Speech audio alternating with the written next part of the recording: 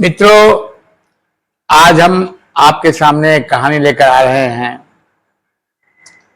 भारत की प्रख्यात नेत्री और सियासत में तहलका मचाने वाली स्मृति ईरानी जी का। स्मृति ईरानी ने बहुत अच्छे दिन देखे हैं। उनका लहजा बड़ा अभिमानी रहता था। आमतौर से उन्हें राहुल गांधी, सोनिया गांधी, प्रियंका गांधी पर बहुत करारे और अमर्यादित प्रहारों के लिए भी माना जाता था। लेकिन आज वही स्मृति ईरानी भारतीय जनता पार्टी की राजनीति से बाहर हैं और अब वो हैरत है कि राहुल गांधी के कसीदे पढ़ रही हैं, उनकी शान में बड़ी बड़ी बातें कह रही हैं। तो ऐसा क्यों हुआ? स्मृति ईरानी में ये बदलाव कैसे आया? इसी पर हम आज चर्चा करेंगे। साथियों, मैं नजीर मलिक और आप देख रहे हैं कपिलवस्तु पोस्ट। स्मृति ईरानी का पर मैं अपना विश्लेषण आपके सामने प्रस्तुत करूं, इससे पहले मैं कहना चाहता हूं कि साथियों, आप मेरे कपिलवस्तु पोस्ट चैनल को सब्सक्राइब कर दें, लाइक करें और शेयर करें। यही हमारी पहचान है और यही आपका योगदान होगा। धन्यवाद। तो साथियों, कहना यह है कि स्मृति ईरानी को जिन्होंने अखबारों में देखा होगा, उनका राजनीतिक जीवन टेलीविजन से शुरू हुआ। उन्होंने कितने अच्छे सीरियल दिए। एक बहू के रूप में वो घर घर में लोकप्रिय हो गई थी, एक जमाना था। उसके बाद वो भारतीय जनता पार्टी में शामिल हुई और बहुत ऊंचा मुकाम हासिल किया।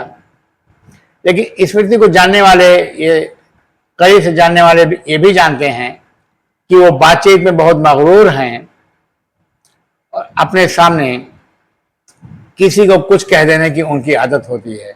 मसलन आपने लोकसभा में वो भाषण देखा होगा जब वो चिल्ला चिल्ला के कहते थे कि सोनिया गांधी माफी मांगो, राहुल गांधी माफी मांगो, सोनिया गांधी माफी मांगो।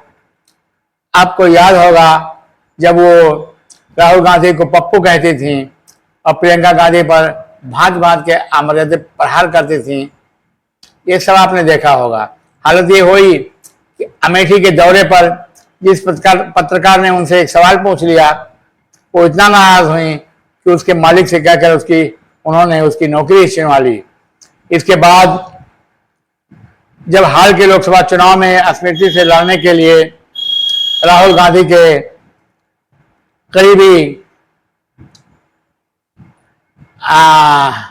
शर्मा जी आए, किशोरीलाल शर्मा, तो सोनिया गांधी, इन्हीं स्मृति ईरानी ने बड़ी मगरूरियत से कहा कि ये तो राहुल गांधी का चपरासी लड़ने के लिए आया हुआ है।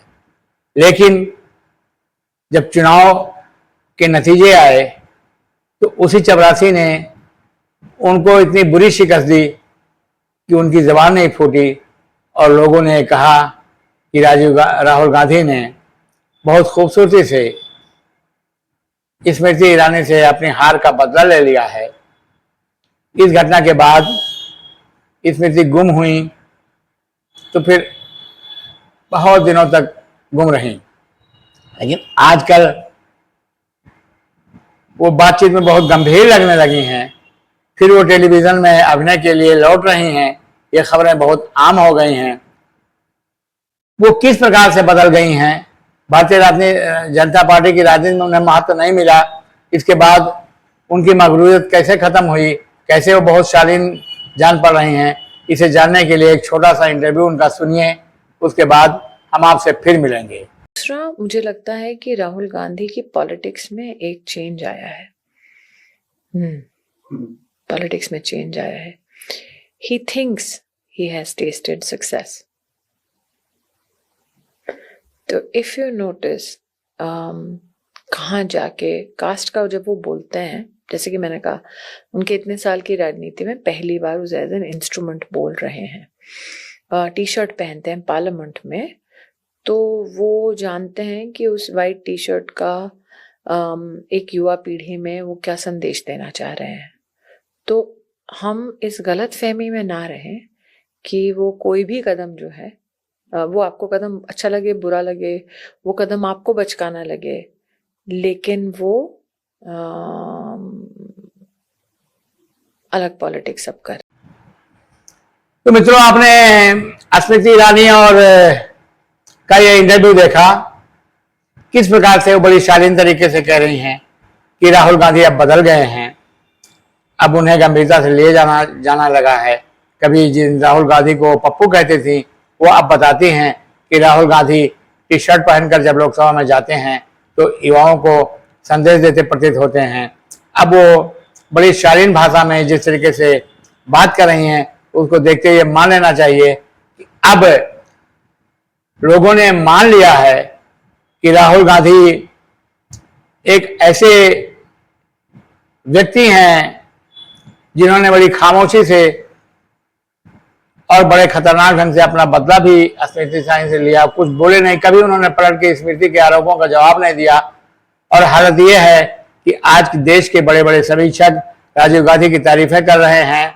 भारतीय जनता पार्टी के कुछ लोग of the record Rahul Gandhi की बहुत तारीफ कर रहे हैं, लेकिन स्मृति ईरानी भारतीय जनता पार्टी की पहली नेता हैं जो अब खुल के कह रही हैं कि राहुल गांधी बहुत शालीन हैं, बदल गए हैं, उनमें एक भविष्य है, वो भविष्य की राजनीति को पहचान रहे हैं। तो दोस्तों, यही होता है कि वक्त का हर शे गुलाम होता है। एक ज़माना था कि जब यह स्मृति ईरानी राहुल गांधी जैसी शख्सियत को घात डालने के लिए तैयार नहीं होती थी, कदम कदम पर उनका अपमान किया करती थी।